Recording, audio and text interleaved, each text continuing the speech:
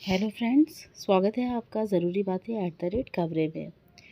आज हम मेनका गांधी के जन्मदिन के अवसर पर उनके ज़िंदगी के उस पन्ने को खोलेंगे जो गांधी परिवार कभी भी नहीं चाहता होगा कि इसका जिक्र हो।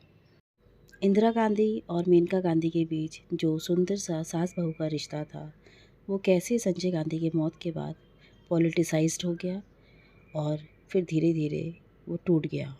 आइए जानें बिल्कुल शॉर्ट एंड सिंपल वे में कि आखिर ये हुआ कैसे।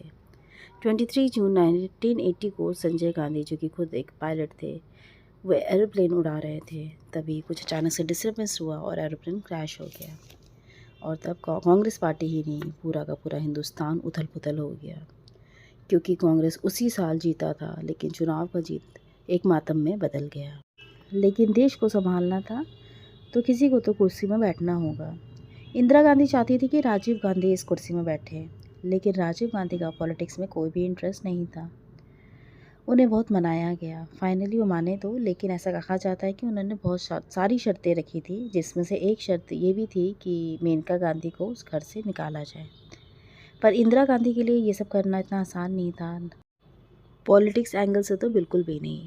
मेनका गांधी ने अपने एक इंटरव्यू में बताया था कि जिस विमान में संजय गांधी की मौत हुई वह कुछ अलग सा था, क्योंकि ठीक एक दिन पहले वह अपने पति यानी संजय गांधी के साथ उसी एरोप्लेन में बैठी थी और जर्नी के दौरान वो बहुत चिल्लाई थी डर के मारे। घर लौटते ही उन्होंने सबसे पहले ये बात इंदिरा गांधी को बताई।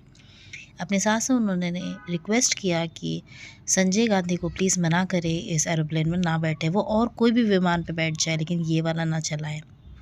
पर इंदिरा गांधी ने इस बात पर उतना ध्यान नहीं दिया और अगले दिन जो होनी थी वह हो गई।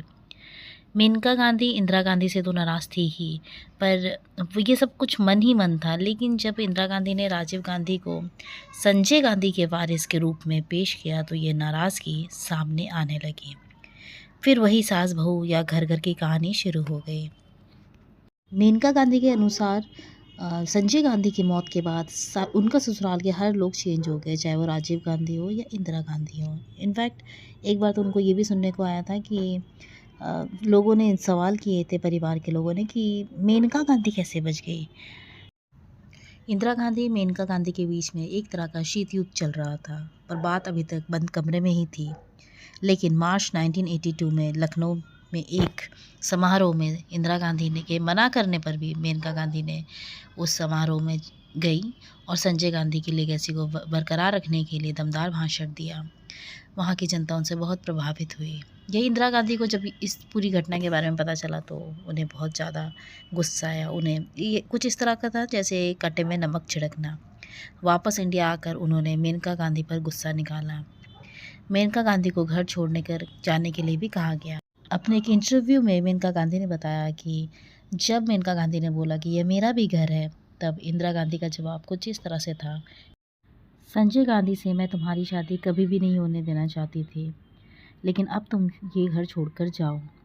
बहुत सारी बातें हुई। एक इमरजेंसी जैसा सिचुएशन हो गया था इंदिरा गांधी के घर के बाहर। रिपोर्टर्स की भीड़ थी। रात के 1-2 बजे की बात है, जब मेनका गांधी अपनी बहन के साथ, अंबिका के साथ, घर छोड़कर वहाँ से हमेशा हमेशा के लिए चली गई। दोस्तों, यहाँ पे किसी को ब्लेम लगाने का हमारा इरादा नहीं है कि इंदिरा गांधी ने ऐसा किया, मेनका गांधी ने ऐसा किया, क्योंकि इंदिरा गांधी पे एक दबाव भी था। वो था खालिस्तान। एक तरफ खालिस्तान का दौर चल रहा था और दूसरी तरफ असम का। खालिस्तान में हिंदू मुस्लिम का अलग से प्रॉब्लम था और आसाम में भी हिंदू मुस्लिम के बीच जो दंगे हो रहे थे, तो इंदिरा गांधी पे तो खुद ही बहुत तरीके का पॉलिटिकल प्रेशर था और उस पर से उन्होंने अपना बेटा खोया था। वहीं दूसरी तरफ मेनका गांधी, जिन्होंने अपना पति खोया था और उन्हें ससुराल से बाहर का रास्ता दिखाया जा रहा था। दोस्तों, आप सबने ये बात नोट किया होगा कि एक औरत का घर या ससुराल तभी तक घर होता है जब तक उसका पति ज़िंदा होता है, या फिर उसे पूरी तरह से एक तरह से गुलामी करके रहना पड़ता है, अपना मन मार के, तब तक ही उसका ससुराल घर माना जाता है। ये बात कड़वी है पर सच है। इसीलिए महिला सशक्तिकरण होने पे हमारा चैनल बहुत ज़ोर देता है। इन्फॉर्मेशन पसंद आई हो तो वीडियो को सब्सक्राइब, शेयर, लाइक, कमेंट ज़रूर करें।